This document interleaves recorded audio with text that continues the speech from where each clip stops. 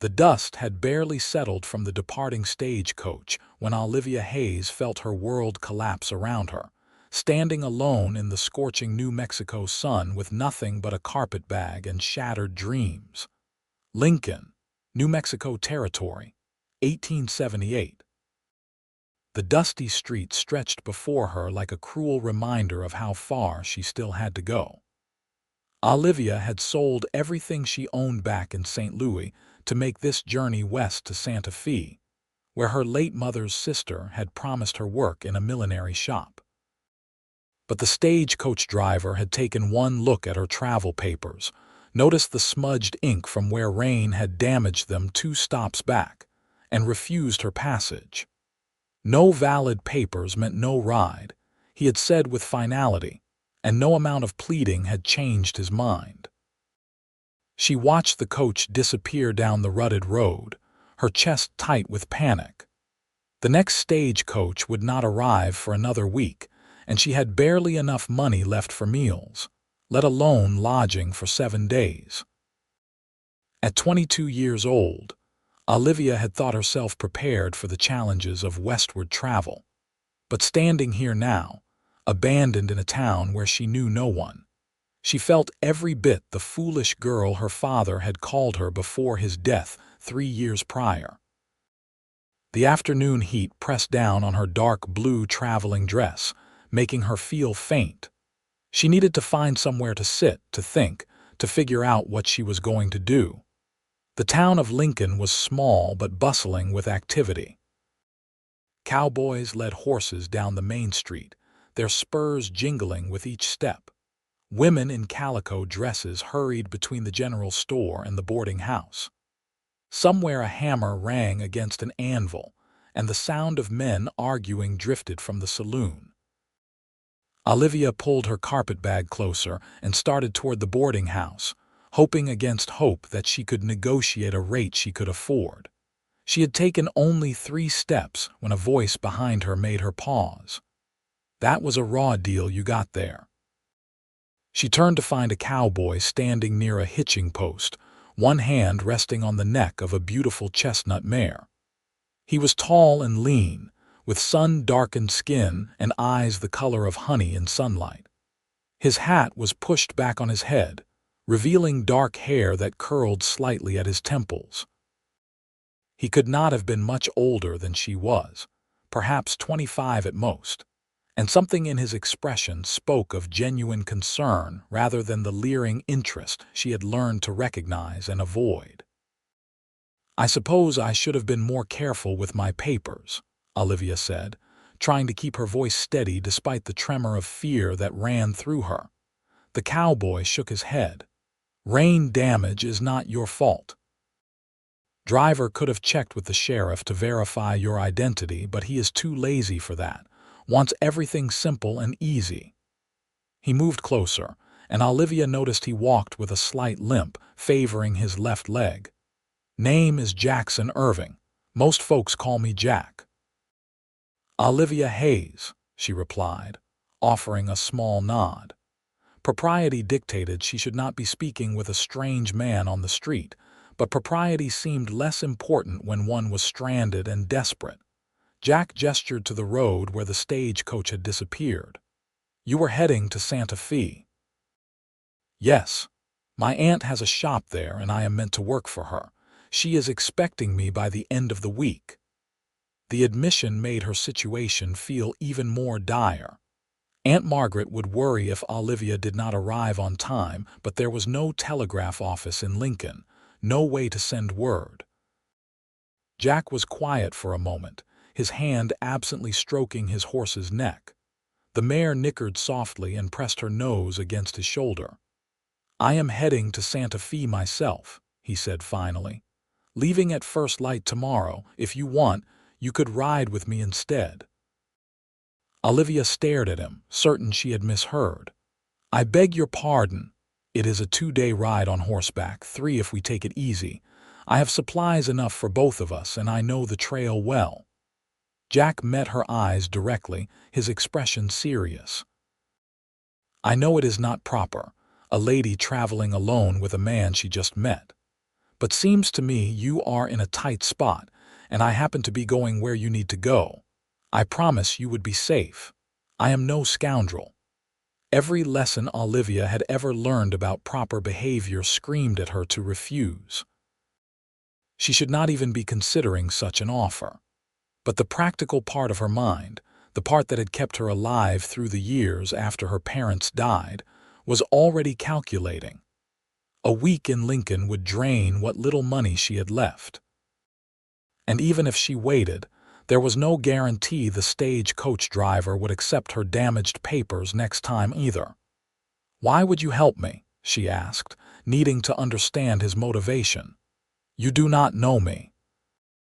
Jack shrugged, but something flickered across his face, something that looked like old pain.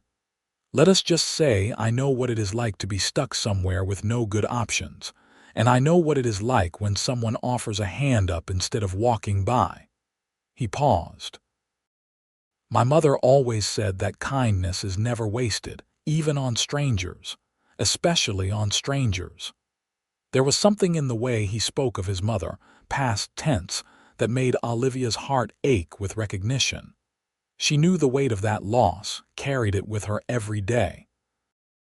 "I would need to pay you," she said slowly, testing the waters of this unexpected offer. "For your supplies and your trouble. Not necessary. I told you, I am heading that way anyway." Jack adjusted his hat against the sun. "But if it would make you feel better, you can buy me a meal once we get to Santa Fe. There is a restaurant near the plaza that makes the best chili rellenos you ever tasted." Olivia found herself smiling despite her circumstances. There was an easiness to Jack that put her somewhat at ease, though she was not naive enough to trust completely. Still, what choice did she have? She thought of her aunt waiting in Santa Fe, thought of the opportunity that awaited her there. The chance to build a new life, to have work she enjoyed and a place to belong. "All right," she said, the words coming out before she could second-guess them into silence. "I accept your offer. Thank you, Mr. Irving." "Jack," he corrected gently. "If we are going to be traveling together for 2 days, might as well use first names." He gestured down the street. "You will want a decent meal and a good night of sleep before we head out.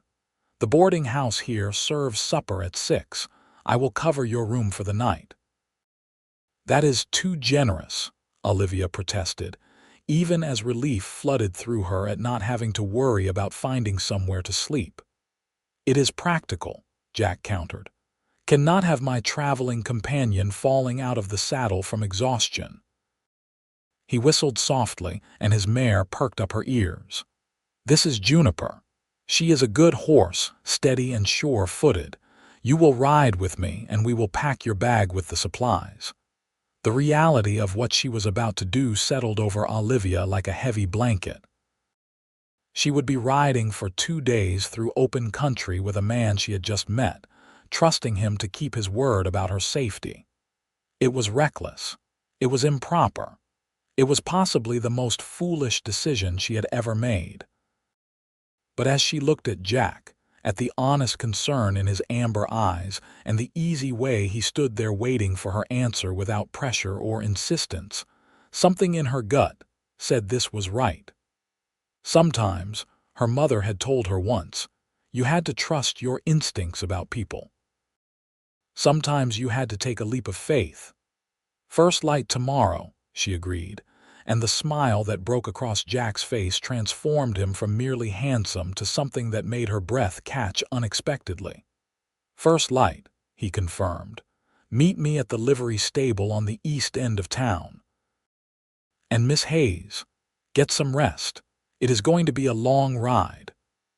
That evening, Olivia sat in the small room Jack had paid for at the boarding house, her supper of beef stew and cornbread sitting warm in her belly. The room was simple but clean, with a narrow bed, a washstand, and a window that looked out over the street. She had scrubbed the trail dust from her face and hands, brushed out her long brown hair, and changed into her nightdress. Now she sat on the edge of the bed, trying to quiet the nervous flutter in her chest. Was she truly going to do this? Ride off into the wilderness with a stranger? Everything she had been taught said no, this was dangerous and improper and foolish. But everything she had learned through hard experience said that sometimes the proper path led nowhere, and sometimes you had to make your own way. She thought about Jack, about the way he had noticed her predicament and offered help without expecting anything in return. At least he claimed to expect nothing. Olivia was not so naive as to assume all men were honest about their intentions, but there had been something in his eyes, a straightforward sincerity that was hard to fake, and he had mentioned his mother, spoke of her teachings.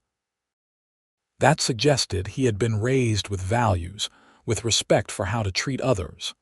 Outside her window, the town was settling into evening. The saloon down the street was getting louder as the hour grew later, but here in the boarding house, things were quiet and peaceful. Olivia lay back on the bed, staring at the ceiling and thinking about tomorrow, thinking about the journey ahead and the cowboy who would be her guide through it. Sleep came eventually, though her dreams were restless, filled with images of endless roads and amber eyes that seemed to see straight through to her soul. Dawn came early, painting the sky in shades of pink and gold that promised another hot day. Olivia dressed in her most practical outfit, a split riding skirt she had bought specifically for this journey and a simple white blouse. She pinned her hair up securely, put on her bonnet, and gathered her carpetbag. Her heart hammered in her chest as she made her way through the quiet boarding house and out into the morning air. The livery stable was easy to find, and Jack was already there, checking the cinches on Juniper's saddle. He looked up as Olivia approached, and that same warm smile crossed his face. "Morning," he said. "Sleep well." "Well enough," Olivia replied, which was not entirely a lie. "Are you certain about this? It is not too late to change your mind." Jack secured her carpetbag with the rest of the supplies, tying everything down with practiced efficiency. "I am certain if you are." "Like I said, I am heading to Santa Fe anyway. Having company on the road will make the journey more pleasant." He helped her mount, his hand steady on her waist as he lifted her up to sit in front of him on the saddle. It was intimate in a way that made Olivia's cheeks flush, feeling the solid warmth of him behind her, his arms coming around to hold the reins. She tried to sit stiffly, maintaining as much proper distance as possible, but Jack's low chuckle told her he noticed. "You will want to relax," he said, his voice quiet near her ear. "2 days of sitting rigid like that will leave you too sore to walk by the time we arrive." Olivia forced herself to breathe, to let some of the tension leave her shoulders. Jack clicked his tongue softly, and Juniper started forward at an easy walk, carrying them out of Lincoln and onto the trail that led west toward Santa Fe. The morning was beautiful, cool enough to be comfortable while the sun was still low. The landscape around them was unlike anything Olivia had seen back in Missouri, all red rock and scrub brush and vast open sky. Mountains rose in the distance, their peaks still touched with snow despite the summer heat. Hawks circled overhead, riding the air currents, and somewhere a coyote called out in a long, wavering howl. For the first hour, they rode in silence. Olivia was too aware of Jack's presence behind her, the rise and fall of his chest against her back, the way his arms bracketed her as he handled the reins. But gradually, as the sun climbed higher and the trail stretched on, she found herself relaxing into the rhythm of Juniper's steady gait. "How long have you been in New Mexico?" she asked finally, needing to break the silence. 3 years, Jack replied. "Came out here after my mother passed. She was the one keeping me in Kansas, and once she was gone, there was nothing left to stay for." "I am sorry," Olivia said softly. "About your mother. Thank you. It was a fever took her quick. At least she did not suffer long." Jack was quiet for a moment. "What about you? You mentioned your aunt in Santa Fe, but what about your parents, both gone?" "My father died 3 years ago, my mother 2 years before that. Father drank away what little we had after mother passed, and when he died, I was left with nothing but debts." Olivia surprised herself with how easily the words came. She rarely spoke of those dark times. "I worked as a seamstress in St. Louis for a while, barely making enough to keep a room. When my aunt wrote and offered me a place in her shop, it felt like a miracle." "Sounds like you have had your share of hard times," Jack said. "I am glad your aunt reached out. Everyone deserves a fresh start." "Is that what you found here? A fresh start?" "Something like that. I work cattle mostly, drive herds up from Texas to the railheads. It is hard work, but honest. And there is something about this country that gets into your blood. All this space, this freedom. It is like the land is telling you that you can be whoever you want to be, no matter who you were before." There was something wistful in his voice that made Olivia turn her head slightly to glance back at him. "Who were you before?" Jack's expression was distant, focused on the trail ahead. "A kid who never felt like he fit anywhere. My father wanted me to be a farmer, work the same land his father worked. But I hated it, hated being stuck in one place doing the same thing day after day. We fought about it constantly. When he died, my mother said I could make my own choices, but I knew she was disappointed. After she passed, I sold the farm and headed west. Have not looked back since." "Do you regret it?" Olivia asked. "Leaving? No, not staying for those last years with my mother, every day." Jack sighed.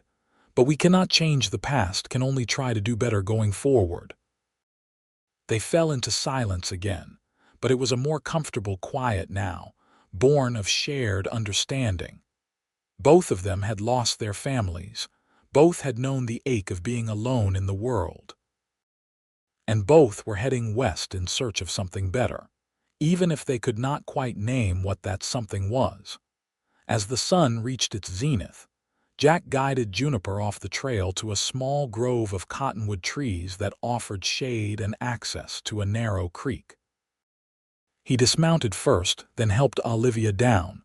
Her legs were stiff from hours in the saddle, and she stumbled slightly. Jack's hand steadied her, holding her upright until she found her balance. "Take a few minutes to walk around, get the blood moving again," he suggested. "I will tend to Juniper and get us some lunch." Olivia did as he suggested, stretching her legs and working out the stiffness while Jack led the horse to the creek to drink. He moved with easy confidence, clearly at home in this wild landscape. She watched as he unpacked supplies from the saddlebags, laying out dried meat, hard biscuits, and a canteen of water. It was simple fare, but after the morning's ride it looked like a feast. They sat in the shade of the cottonwoods, eating in companionable silence. The creek burbled softly beside them, and a breeze rustled through the leaves overhead. Olivia found herself studying Jack when she thought he was not looking, noticing details she had missed before. The small scar above his left eyebrow, the way his hands moved with careful precision. The lines at the corners of his eyes that spoke of years spent squinting into the sun. "What are you thinking about?" Jack asked, catching her looking. Olivia felt her cheeks heat. "Just that this is all so different from what I am used to." In St. Louis, everything was crowded and noisy and smelled of smoke and industry. Here, it is like the world has opened up into something vast and wild. "It is wild," Jack agreed, "and dangerous if you do not know what you are doing, but it is also beautiful in a way that gets under your skin. I used to dream about open spaces when I was stuck on that farm in Kansas. Now I have more open space than I know what to do with." He smiled. "Though I admit, it is nicer when you have someone to share it with." There was something in the way he said it, in the way his eyes met hers, that sent a flutter through Olivia's stomach. She looked away, focusing on her biscuit, trying to ignore the way her heart had started beating faster. They rested for an hour before mounting up again for the afternoon's ride. This time, when Olivia settled into the saddle in front of Jack, she did not sit quite so rigidly. She let herself lean back slightly, accepting the support of his solid presence behind her. If he noticed, he did not comment, just clicked to Juniper and guided them back onto the trail. The afternoon was hotter than the morning, and Olivia was grateful for the bonnet that shaded her face. The landscape around them gradually shifted, becoming more rugged. They climbed steadily upward, following a trail that wound between red rock formations and stands of pine trees. The air grew thinner and cooler as they ascended, and Olivia found herself pressing back against Jack for warmth. "Getting cold?" he asked, concern in his voice. "A bit," she admitted. Jack shifted, reaching back to untie his bedroll. He shook out a blanket and draped it around Olivia's shoulders, tucking it securely. "Better.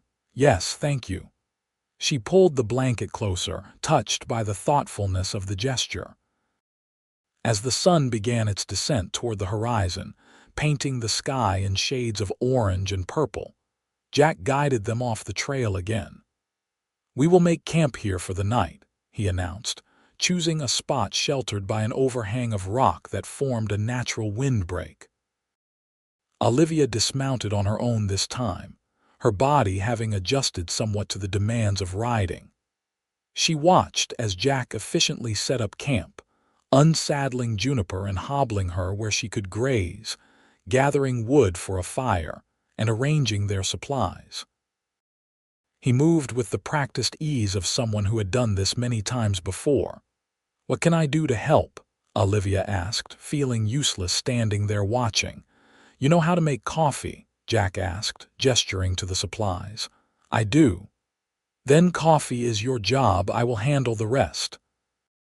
They worked together as the light faded, Jack preparing a simple meal of beans and bacon while Olivia made coffee over the growing fire. There was something deeply satisfying about the work, about the simple act of making camp and preparing food together. It felt almost domestic, which was a strange thought considering they were sleeping in the wilderness. When the meal was ready, they sat by the fire, eating and drinking coffee as the stars began to appear overhead. The night sky in New Mexico was unlike anything Olivia had ever seen, a vast canopy of light stretching from horizon to horizon. She had seen stars in St. Louis, of course, but nothing like this, nothing so bright and close it felt like she could reach up and touch them. "It is beautiful," she breathed, staring upward in wonder. "It is," Jack agreed, but when Olivia glanced at him, she found he was not looking at the sky. He was looking at her. Their eyes met and something passed between them, something electric and frightening and thrilling all at once. Jack looked away first, clearing his throat. "You should get some rest. Tomorrow will be another long day." He had laid out bedrolls on opposite sides of the fire, maintaining a respectful distance. Olivia settled into hers, still wrapped in the blanket he had given her earlier. The ground was hard beneath her, nothing like the bed she had slept in the night before, but exhaustion made her body heavy. She watched Jack through the flames as he sat staring into the fire, his expression thoughtful. "Jack," she said softly. "Yes, thank you for all of this, for helping me." He looked at her across the fire, and that warm smile appeared again. "You are welcome, Olivia. Sleep well." She closed her eyes, listening to the crackle of the fire and the soft sounds of the night. She felt safe, which was remarkable considering where she was and who she was with. But something about Jack made her feel protected, made her feel like no harm would come to her as long as he was near. It was a dangerous feeling, she knew. She should not be letting herself trust him so completely, should not be letting her guard down. But as sleep pulled her under, she could not bring herself to care. Olivia woke to the smell of coffee and bacon. The sky was barely light, dawn just beginning to break over the mountains. Jack was already up, tending the fire and preparing breakfast. He looked up as she stirred. "Morning," he said. "How did you sleep?" "Better than I expected," Olivia admitted, sitting up and stretching. Her body ached from sleeping on the ground, but it was not as bad as she had feared. "What time is it?" "Early yet, but I want to get a good start. If we make decent time today, we should reach Santa Fe by evening." The thought of reaching her destination sent a confusing mix of emotions through Olivia.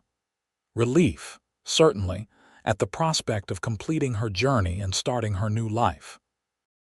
But also something else, something that felt uncomfortably like disappointment at the thought of saying goodbye to Jack.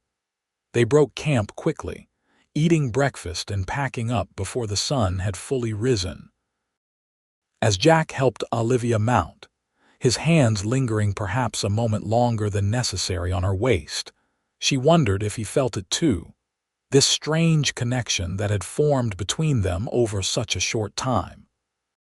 The morning's ride took them higher into the mountains, following a trail that offered breathtaking views of the valleys below. Olivia found herself relaxing completely into Jack's presence now, leaning back against his chest as naturally as breathing. His arms around her felt right, felt safe, and when he pointed out a herd of elk in the distance or the nest of a golden eagle high on a cliff face, she felt a surge of joy at sharing these moments with him. They talked more today, the conversation flowing easily. Jack told her about the cattle drives he had been on, about the vast herds that stretched as far as the eye could see, and the challenges of moving thousands of head across hundreds of miles of open range.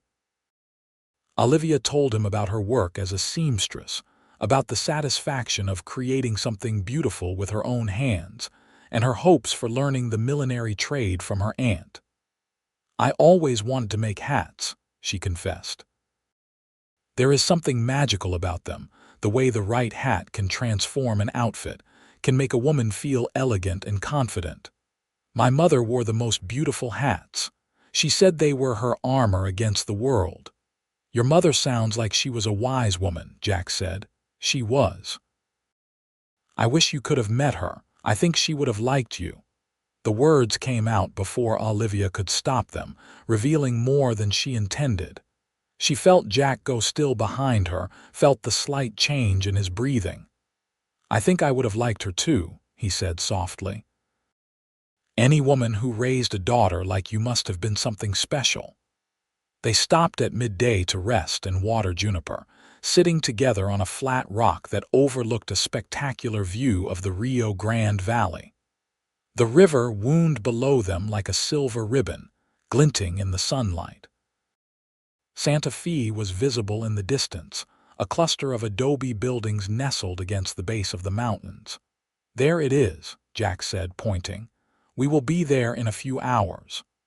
Olivia stared at her destination, feeling a knot form in her throat, so close now. Her new life waited just a few hours away.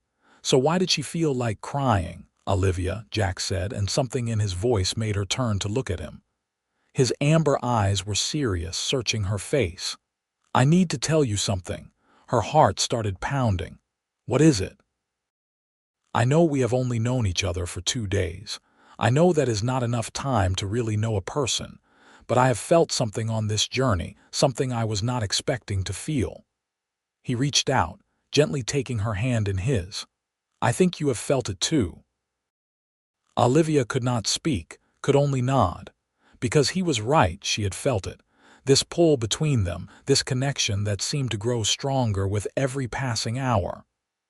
"I do not know what you want from life," Jack continued. "I do not know if you are planning to stay in Santa Fe permanently, or if this is just a stopping point on your way to somewhere else. But I need you to know that I would like to see you again. I would like the chance to court you properly, to take you to that restaurant I mentioned and maybe to the theater or a dance. I would like to get to know you better, to see if what I am feeling is real or just the result of being thrown together by circumstance." "It is real," Olivia whispered. I know it is real. I feel it too. Jack's face lit up with such joy that it took her breath away.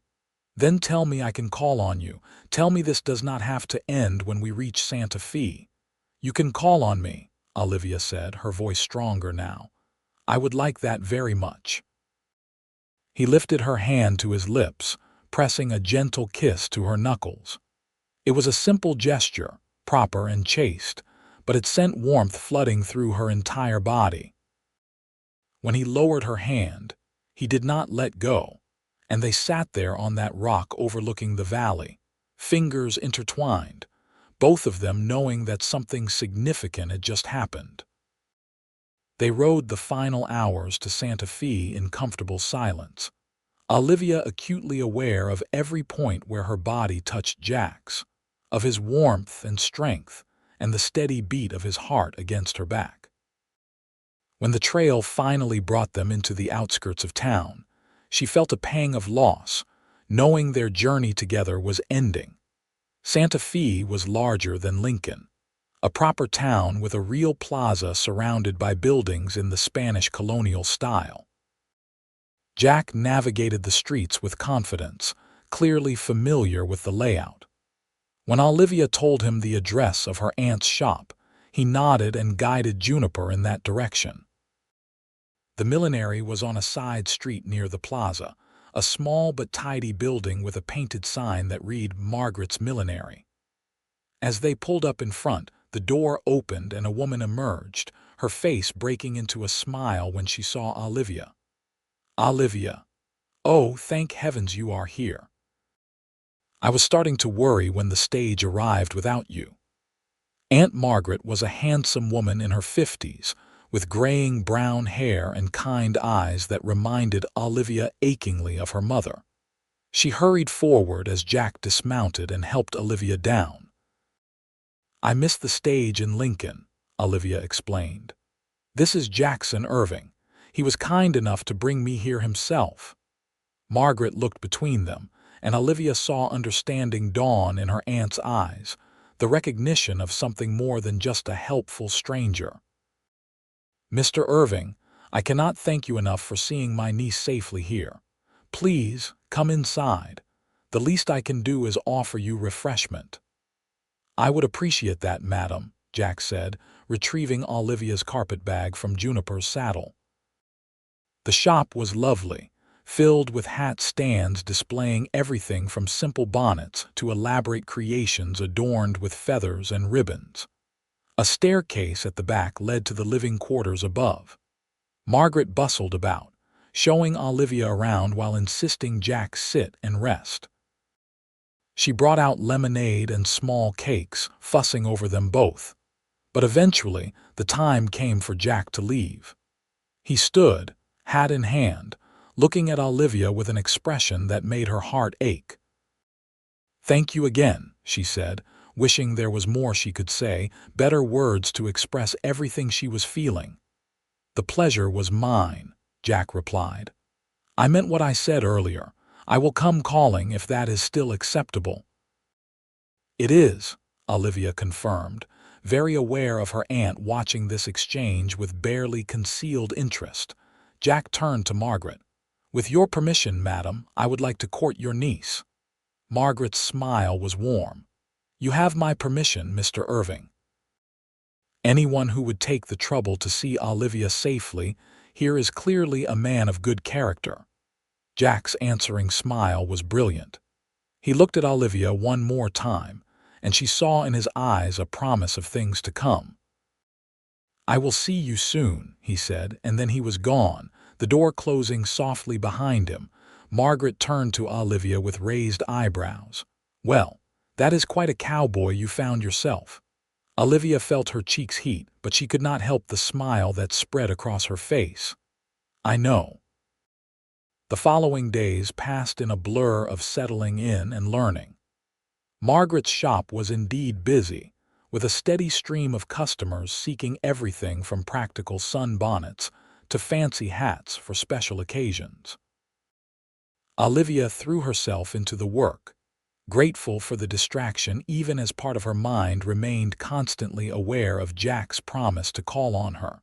She learned the layout of the shop, the storage of supplies, the names of regular customers. Margaret was a patient teacher, showing Olivia the techniques of millinery work, from shaping felt to attaching decorative elements. The work was intricate and demanding, requiring steady hands and a good eye for design. Olivia loved it immediately, finding the same satisfaction she had felt in sewing but with an added element of artistry. Margaret lived above the shop, and she had set up a small bedroom for Olivia in what had previously been a storage room. It was cozy and private, with a window that looked out over the street. On the third evening after her arrival, as Olivia was getting ready for bed, she heard the sound of a guitar being played softly below her window. She looked out to see Jack standing in the street, his face tilted up toward her window, fingers moving over the strings of the instrument. He was playing a gentle melody, sweet and yearning, and when he saw her at the window, he smiled.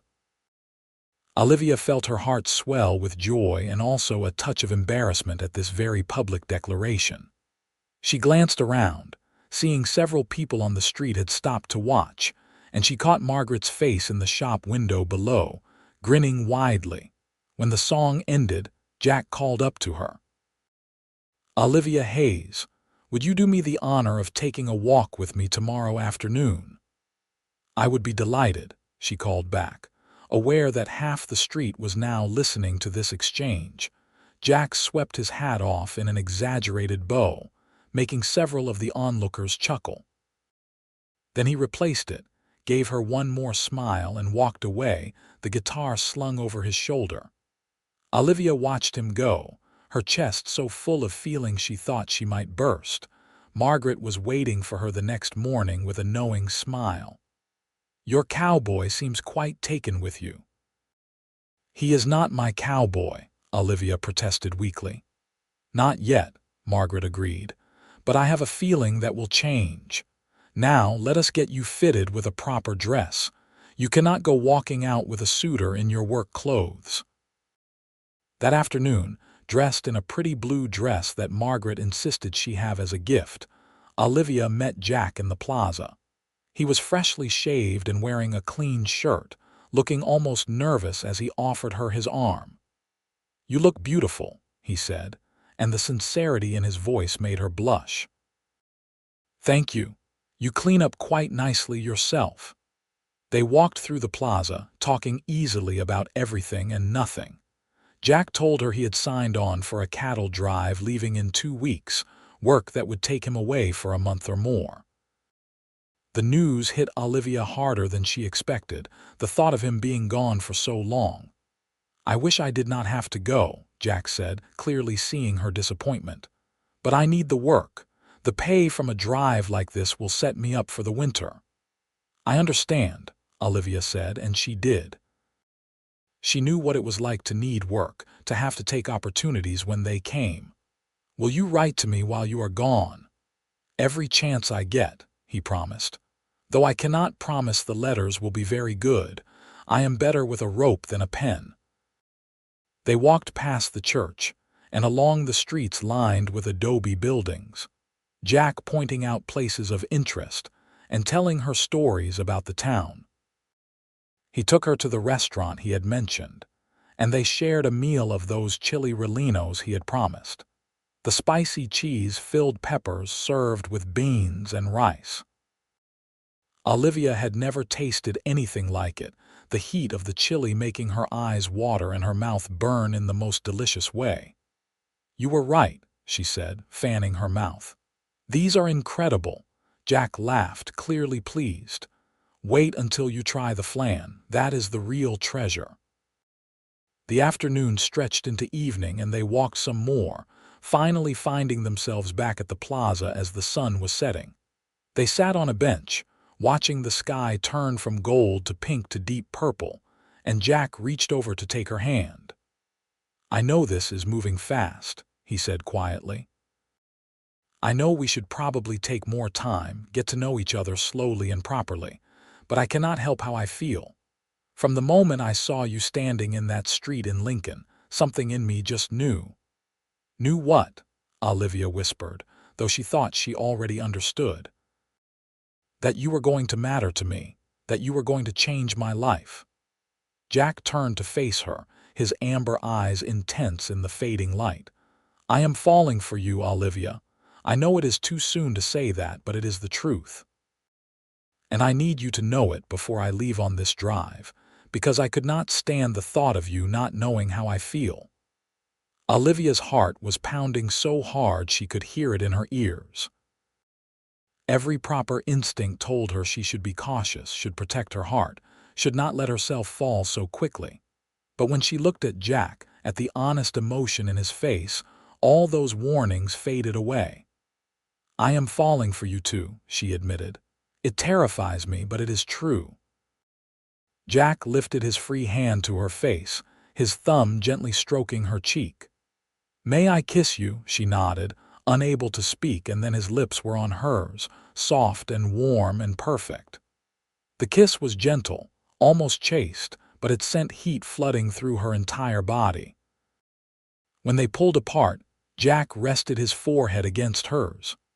"That was worth waiting for," he murmured, making her laugh softly. They sat there as the stars came out, talking in low voices about their hopes and dreams, their pasts and their possible futures. Jack told her about his dream of having his own ranch someday, a place where he could raise horses and cattle and build something lasting.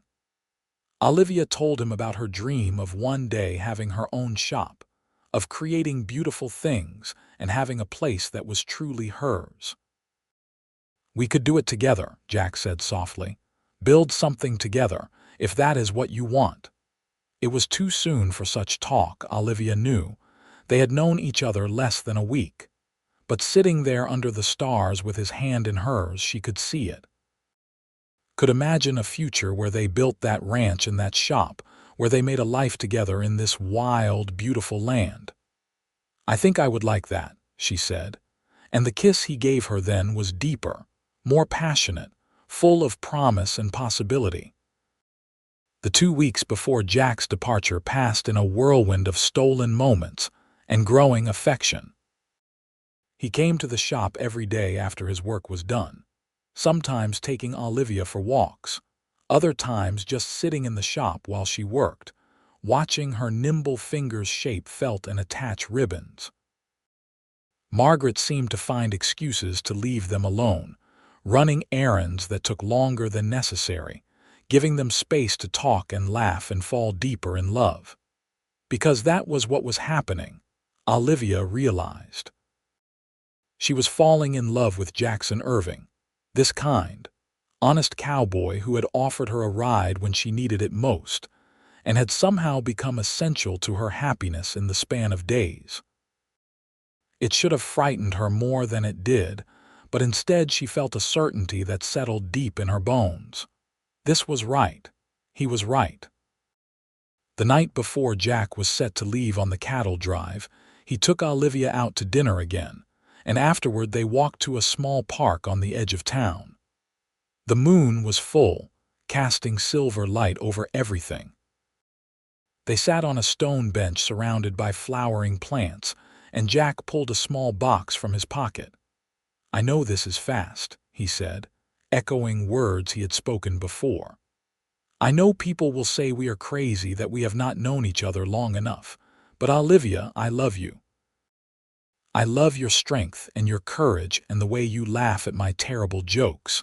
I love how you look at the world with wonder but also with practical wisdom. I love everything about you, and I do not want to waste time pretending otherwise." He opened the box, revealing a simple silver ring with a small turquoise stone. "This was my mother's. It is the only thing I kept from the farm. I want you to have it. I want you to wear it and know that while I am gone, my heart stays here with you." Tears blurred Olivia's vision. "Jack, I love you too, so much it scares me sometimes." "Is that a yes?" he asked, hope and nervousness mingling in his expression. Will you wear my ring? Will you wait for me to come back?" "Yes," Olivia breathed. "Yes to all of it." Jack slipped the ring onto her finger and it fit perfectly, as though it had been made for her. Then he was kissing her, and she was kissing him back, pouring all her love and fear and hope into that kiss. When they finally pulled apart, both breathing hard, Jack rested his forehead against hers. "I will be back in 6 weeks at most," he promised. "And when I return, we will do this right. I will talk to your aunt, get her blessing, and we will have a proper engagement and plan a wedding, if that is what you want."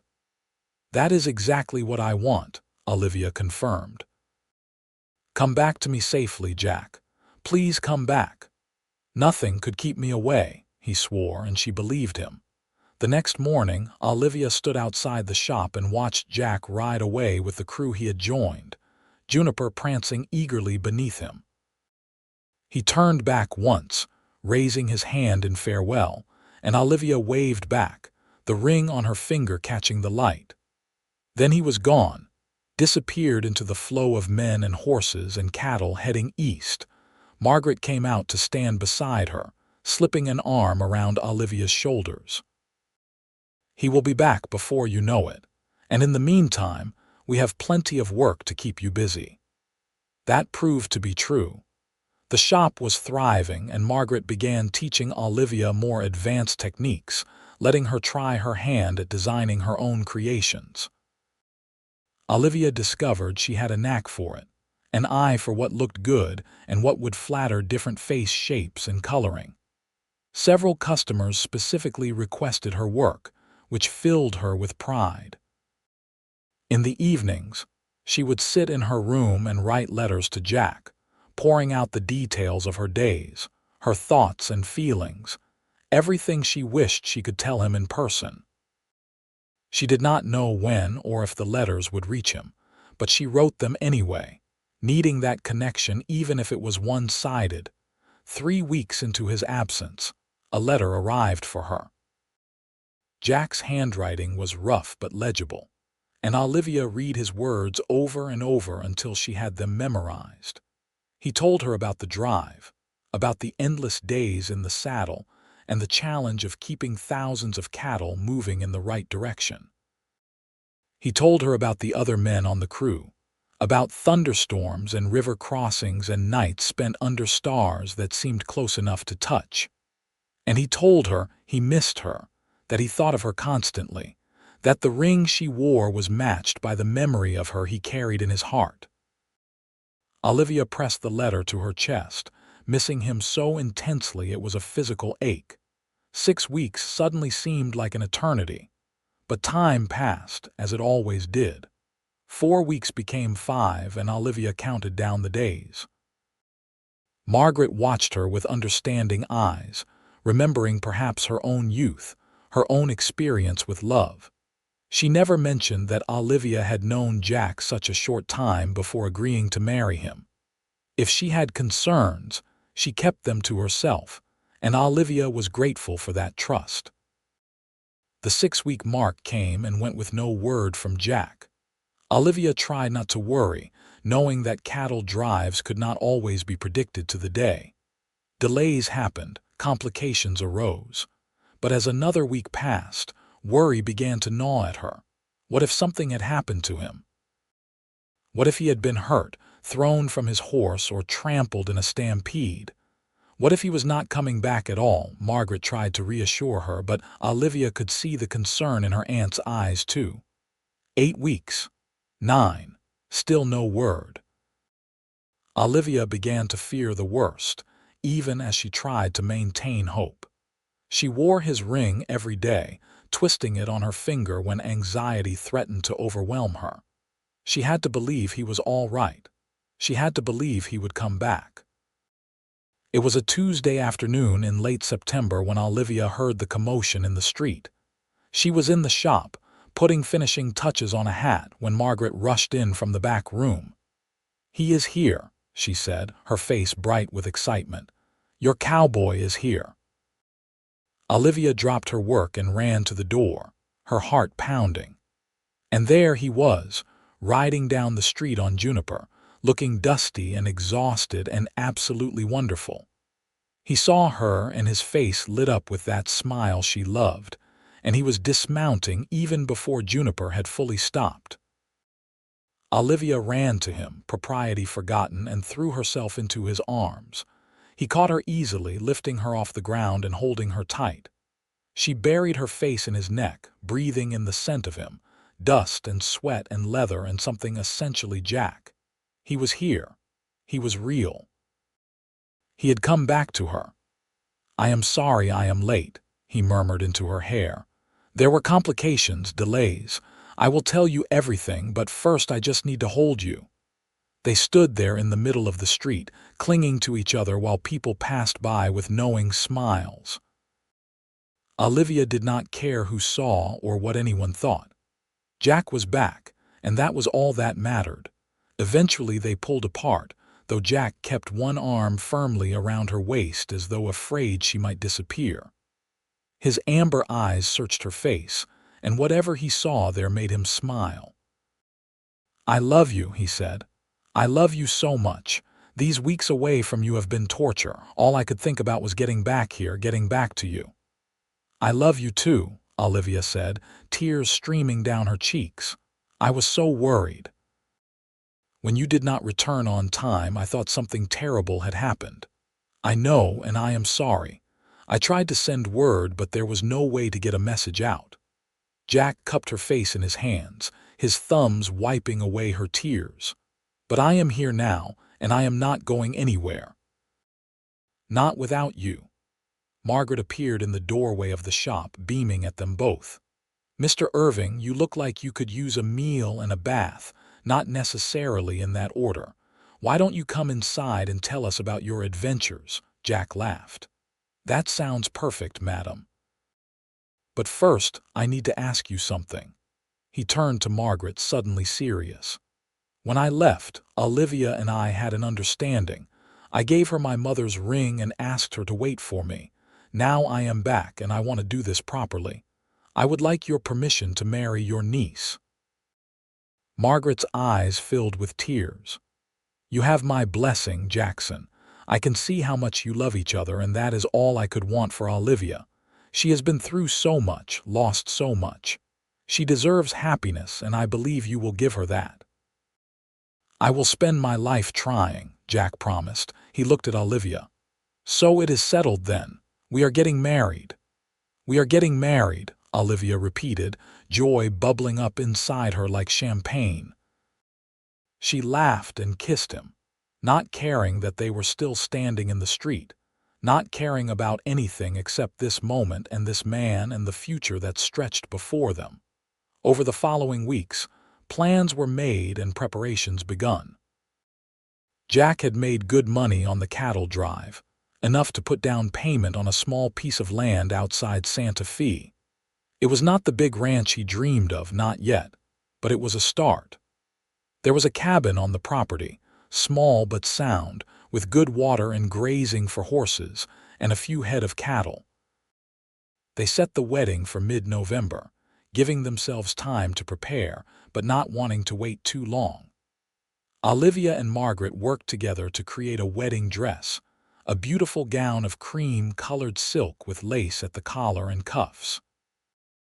Olivia also made a hat to match, a confection of silk flowers and ribbons that made her feel like the most elegant woman in the world when she tried it on. Jack spent his time getting the cabin ready, repairing the roof, fixing loose boards, making sure everything was sound for when he brought his bride home.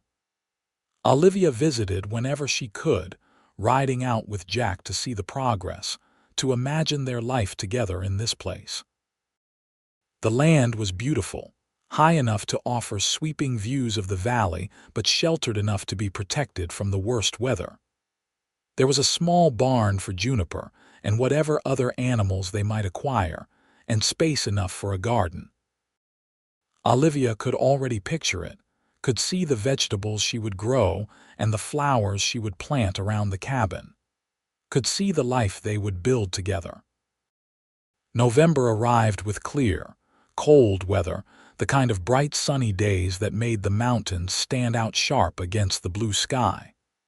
The wedding was held in the church in Santa Fe, a simple ceremony but beautiful. Margaret helped Olivia dress, fussing over every detail, her eyes bright with happy tears. "Your mother would be so proud of you," she said, adjusting Olivia's hat one final time.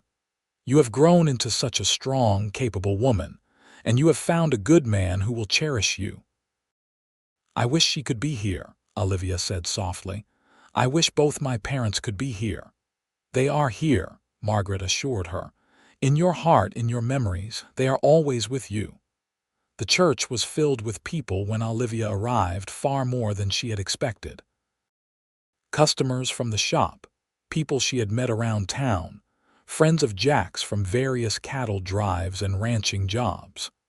Everyone wanted to celebrate this union, this love story that had begun with a stagecoach denial and a cowboy's kind offer. Jack stood at the altar waiting for her, and when Olivia walked down the aisle toward him, the look on his face made her breath catch. He looked at her like she was everything, like she was the sun and moon and stars all wrapped into one. And she knew her own face showed the same expression, because that was exactly how she felt about him. The ceremony was simple and heartfelt. They spoke their vows in clear, strong voices, promising to love and honor each other for all the days of their lives. When the priest pronounced them husband and wife, Jack's kiss was tender and sweet, full of promise for the life ahead. The reception was held at the restaurant where Jack had first taken Olivia for chili rellenos, the owner having closed it to the public for the afternoon. There was food and music and dancing, Jack proving surprisingly light on his feet despite his cowboy boots. They danced together while their friends and neighbors watched and cheered, and Olivia thought her heart might burst from happiness. As the sun began to set, Jack leaned down to whisper in her ear, "Ready to go home, Mrs. Irving, Mrs. Irving." The name sent a thrill through her. "Yes," she said, "take me home." They rode out to the cabin on Juniper, Olivia sitting in front of Jack, just as she had on that first journey from Lincoln. But everything was different now. Then she had been a stranger accepting help from a kind cowboy. Now she was his wife, heading home to begin their life together. The cabin was warm when they arrived, Jack having prepared the fire before coming to town for the wedding. He lifted Olivia down from the saddle and then, without warning, swept her up into his arms. "What are you doing?" she laughed. "Carrying my bride over the threshold," he said, shouldering open the door. "It is tradition." He carried her inside and set her down gently, then closed the door behind them.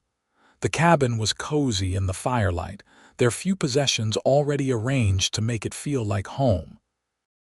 Jack had even put wildflowers in a jar on the table, a sweet gesture that made Olivia fall in love with him all over again. "Welcome home," he said softly, taking her hands in his. "Welcome home," she echoed, and then they were kissing, the kisses growing deeper and more passionate. They fumbled with buttons and laces, helping each other out of their wedding clothes, learning the geography of each other's bodies with hands and mouths and whispered words of love. That night, they became husband and wife in every sense of the word, coming together with tenderness and passion, learning what pleased each other, building the foundation of physical intimacy that would sustain them through the years ahead. And afterward, lying wrapped in each other's arms before the fire, Olivia thought that she had never been so happy, so complete, so perfectly where she was meant to be. The winter passed in a blur of domesticity and deepening love. Olivia continued to work at Margaret's shop several days a week, riding into town with Jack when he had business there or sometimes on her own, having learned to handle a horse with confidence. The rest of her time was spent making the cabin into a true home, sewing curtains for the windows, making quilts for their bed, preparing meals and keeping house. It was hard work, harder than anything she had done before, but Olivia found she loved it. Loved the satisfaction of keeping a home, of caring for Jack and building a life together. And Jack did his part too, never expecting her to do everything. He helped with the cooking when he was home, chopped wood for the fire, kept the cabin in good repair. They were partners in every sense, working together to build something lasting. Jack took work where he could find it, hiring on with neighboring ranches for various jobs, always coming home to Olivia at the end of the day. He bought 2 cows and a bull with some of his wedding money, the beginning of their own small herd. And he bought another horse, a gentle mare that Olivia could ride, so they each had their own mount.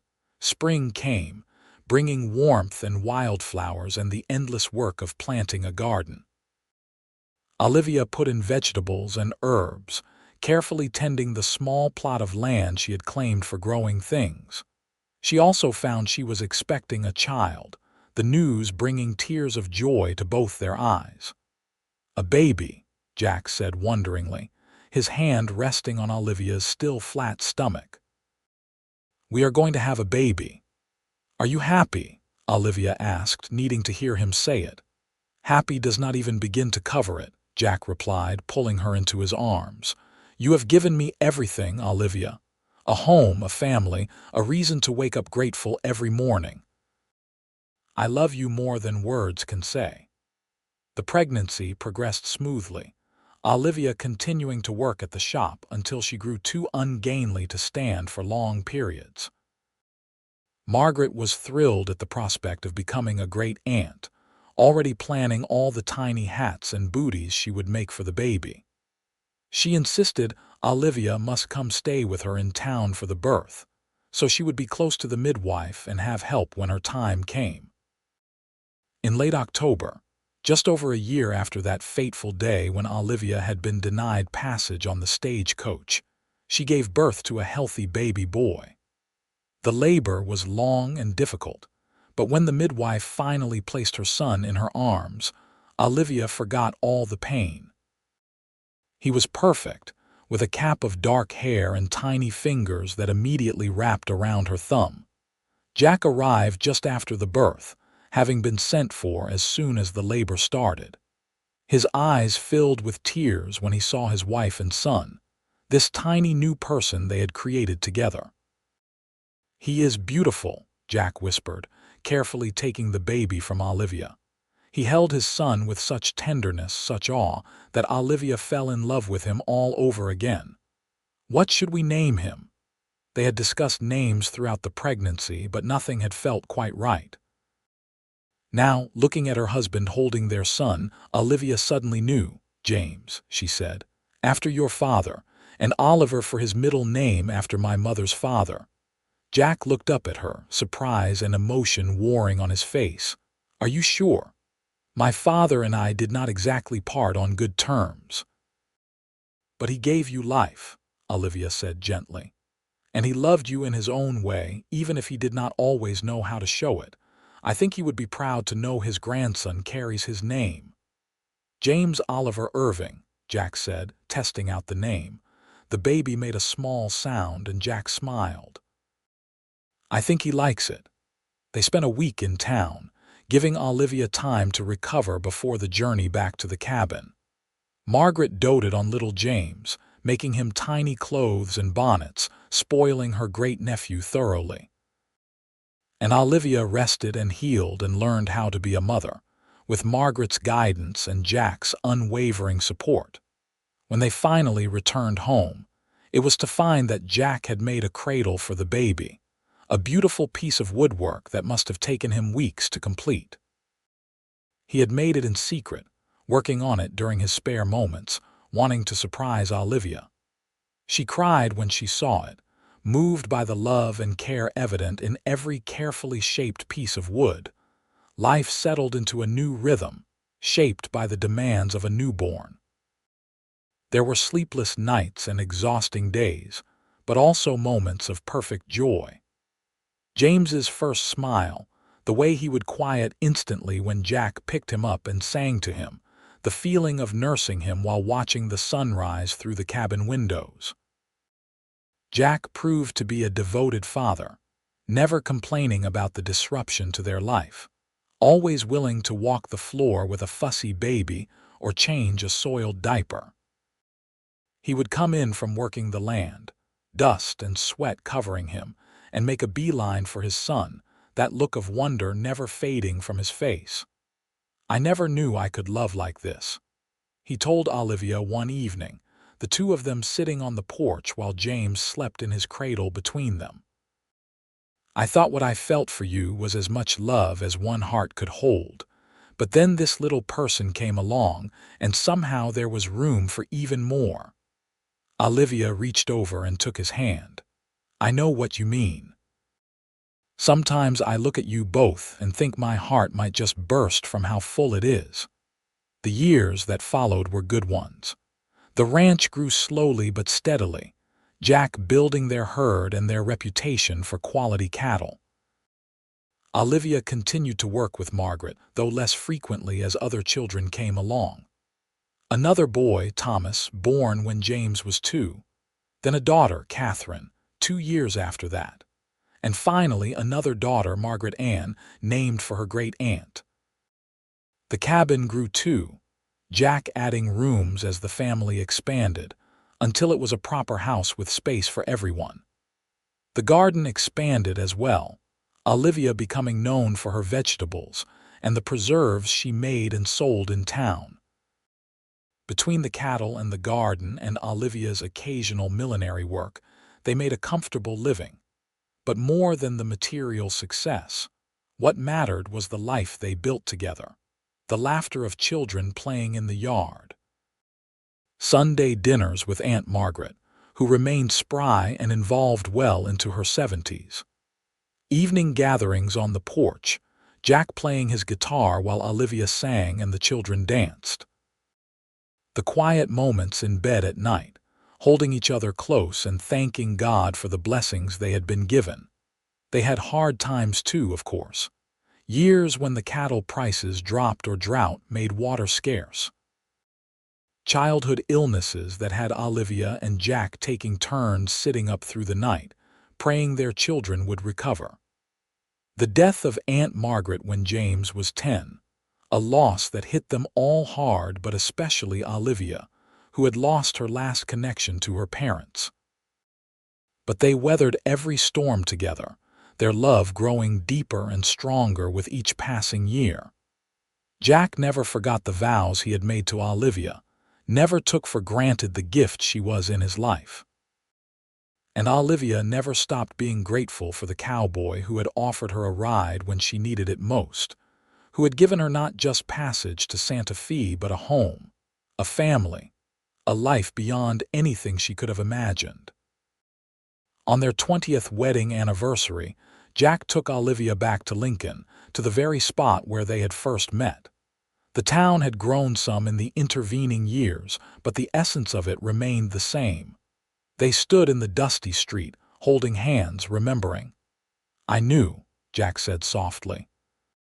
"That very first moment I saw you, standing here alone and afraid but trying so hard to be brave, I knew you were going to change my life." "I was terrified," Olivia admitted. "Of being stranded, yes, but also of accepting help from a stranger. What if you had been dangerous? What if I had been wrong to trust you? But you were not wrong." Jack turned to face her, taking both her hands in his. "You took a leap of faith, and look at what it gave us. A lifetime of love, 4 beautiful children, a home and a life we built together. I would go through it all again, every moment, just to end up here with you."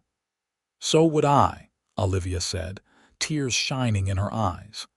"It all started here with a stagecoach I was not allowed to board and a cowboy who said ride with me instead. Best decision I ever made." They kissed there in the street, middle-aged and graying but still as in love as they had been at 22 and 25. Then they mounted their horses and rode back toward Santa Fe, toward home, toward the life that awaited them. The children grew up and left home one by one. James became a rancher like his father, taking over more and more of the work as Jack got older. Thomas became a lawyer, moving to Albuquerque but visiting often. Catherine married a shopkeeper and settled in Santa Fe, close enough for frequent visits. And Margaret Ann, their youngest, showed her mother's artistic talent and went east to study art, though she always came home for summers. Jack and Olivia grew old together, their hair going gray and then white, their bodies slowing down but their minds still sharp, their love still strong.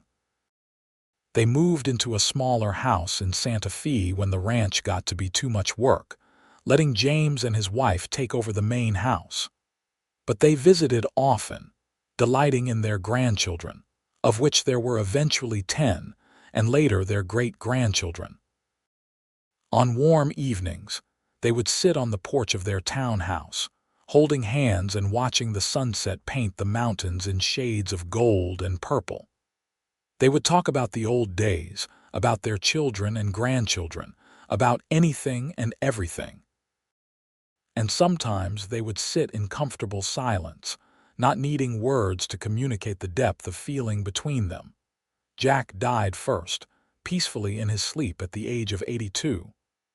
Olivia was beside him when he passed, holding his hand and whispering how much she loved him. The grief nearly broke her, losing the man who had been her partner, her love, her best friend for nearly 60 years. But she took comfort in her children and grandchildren, in the legacy of love and family that she and Jack had built together. She lived another 5 years, remaining active and engaged with life right up to the end. She continued to make hats occasionally, teaching her granddaughters the craft. She told stories about the old days, making sure the younger generations understood where they came from, what sacrifices had been made to give them the lives they enjoyed. And sometimes, when the house was quiet and she was alone with her memories, she would take out the silver ring with the turquoise stone that Jack had given her all those years ago. She still wore it, though her wedding band now rested beside it. She would hold it up to the light, remembering a dusty street in Lincoln and a cowboy with kind eyes who had changed her life with a simple offer, "Ride with me instead." Such simple words, but they had led to everything that mattered. To love and family and a life well lived. To children and grandchildren who carried on their legacy. To a love story that would be told and retold through generations. A reminder that sometimes the greatest blessings come from unexpected places, and that taking a chance on love is always worth the risk. When Olivia died in her sleep at 87, she was laid to rest beside Jack in the cemetery on the hill overlooking Santa Fe. Their graves were marked with simple stones bearing their names and dates, but also with words Olivia herself had chosen years before. 2 hearts, 1 journey, endless love.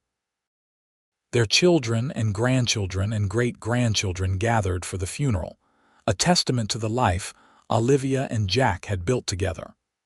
Stories were told of their love, of how they had met and fallen for each other so quickly, so completely.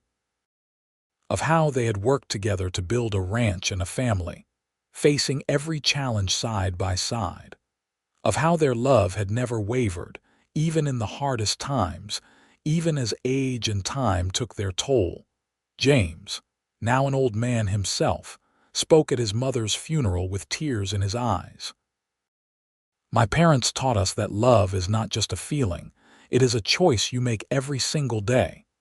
They chose each other every day for nearly 60 years, through good times and bad, through joy and sorrow.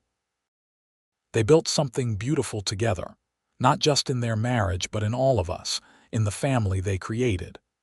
We are their legacy, their gift to the future, and we honor them by loving as fiercely and faithfully as they loved each other. After the funeral, after the mourners had gone home and the sun had set over the mountains, a coyote howled in the distance, its cry echoing across the valley. And if anyone had been listening closely, They might have heard an answering call, as if the land itself was singing Olivia and Jack home, reuniting them in the vast and beautiful wilderness they had loved so well. Their story became part of family lore, told and retold through generations.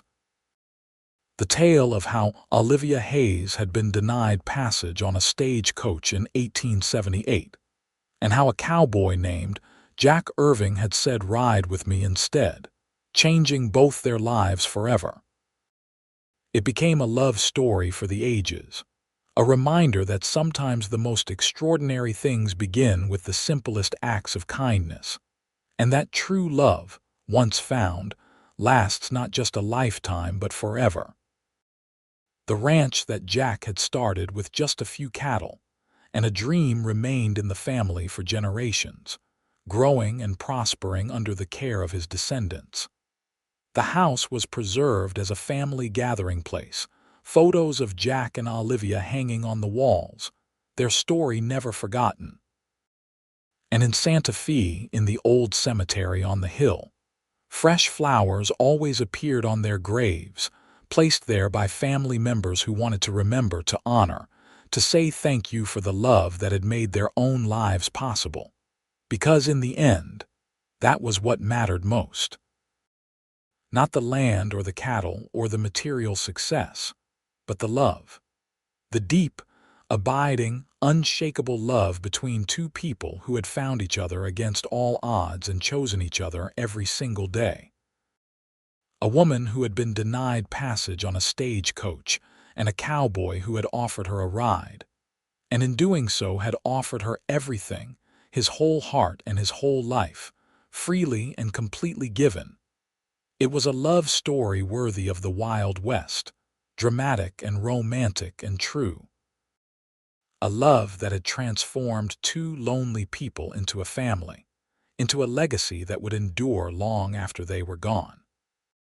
And anyone who heard their story, anyone who learned about the faith and courage it took to accept help from a stranger, and the devotion it took to build a life together in that harsh and beautiful land, anyone who understood what Jack and Olivia had created together, could not help but believe in love, in second chances, in the power of two hearts choosing each other against all odds and holding on through everything life threw at them. Their love was their gift to the world, their proof that happy endings exist, that sometimes fairy tales do come true. And as the years passed and became decades and then a century, their story remained, a beacon of hope and a reminder that love, true love, the kind that lasts forever, is always worth fighting for, always worth believing in, always worth the risk of trusting a stranger with kind eyes who offers you a ride when you need it most. Ride with me instead. 4 simple words that changed everything, that led to a lifetime of love and laughter and family and joy. 4 words that proved sometimes the greatest adventures begin not with grand gestures but with small acts of kindness, with one person seeing another in need and choosing to help. And if you traveled to Santa Fe today and found that cemetery on the hill, and those 2 simple stones marked Irving, and if you stood there as the sun set over the mountains and the coyotes began their evening songs, you might feel something. A warmth, a presence, a sense of love so strong it transcended death itself. You might feel Jack and Olivia there still, together as they had always been, as they would always be, their love written not just on stone but on the very air, eternal and unchanging and absolutely real. Because some love stories never end. Some love stories become legend, become truth, become the very foundation upon which other lives are built. And the story of Olivia and Jack, of the woman denied passage and the cowboy who offered her a ride, was exactly that kind of love story. The kind that lasts forever. The kind that changes the world, one heart at a time. The kind that proves, beyond any doubt, that love is the greatest adventure of all,